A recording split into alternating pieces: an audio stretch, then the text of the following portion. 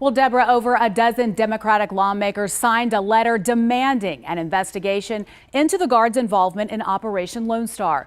But officials with the National Guard say those allegations are inaccurate. And despite the criticism, they say the soldiers on the ground are proud to serve in their own backyard. And we do want to point out we talked to the Guard and Congressman Joaquin Castro before the accidental shooting on Monday in Brackettville. We do not address that tragedy in this story.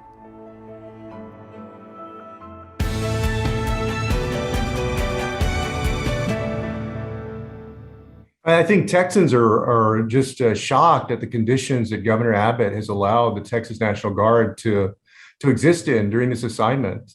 Unacceptable living conditions, low morale, and suicides. Just a few of the concerns outlined in this letter House Democrats sent to the Inspector Colonel of the Texas Military Department, demanding an investigation into Operation Lone Star. It's not what they trained for. Greg Abbott needs to step up and do right by these folks.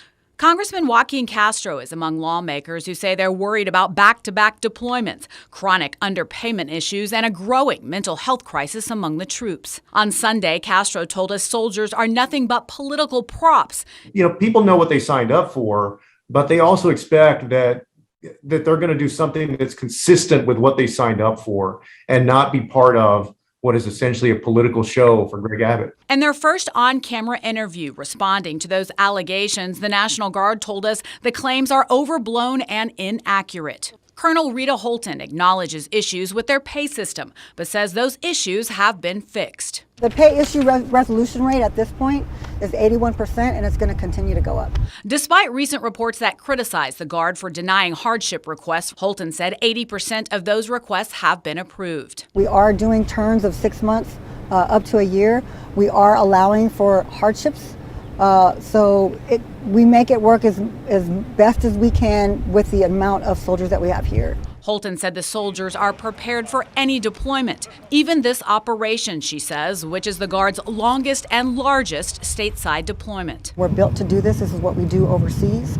And the TMD has been involved in many disasters. We've done hurricane, we've done storm weather operations. But the most alarming concern in the letter, the congressmen say, is a growing mental health crisis and the suicide rate among soldiers assigned to the operation. We've had more than 4 suicides across the TMD for 21. However, only 2 of those were on orders for OLS. There's many factors that play into why somebody would make that type of a decision.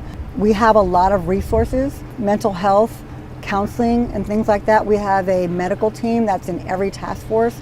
Soldiers patrolling the border, carrying rifles, while choppers land steps away from the river. Images that are drawing criticism of a military stronghold at the border. We do 24-hour operations, and they're keeping their eyes open for individuals coming across. But soldiers told us they feel like their mission is making a difference. A lot of times they cross in areas that aren't very conducive to crossing. They're crossing with small children. And I know we've already had soldiers jump in the water and pull kids out. Deputy Commander Larry Creighton is just one of 10,000 Texas National Guard service members deployed to the border. This deployment's a little different because I actually have that. You're actually connecting with the individuals rather than being a little further away from them. And typically there's more here than what you're seeing, and the sad part for me is a lot of times you see small shoes, so you know small children are coming over. We're basically the first faces that people, when they're crossing over, they see. People do see the uniform first, but behind it are fathers, sons, daughters who are telling us they're doing their job. People are breaking the law by crossing the border, but it's always a tough thing for the soldiers because what you just said, they all have families. So when you're dealing with a family unit coming across, they want to give them water, they want to give them food, they want to take care of them. So one time a family crossed over, and it was a dad with 2 kids. And his wife, she didn't make it. So hearing that story, it kind of hits a little bit.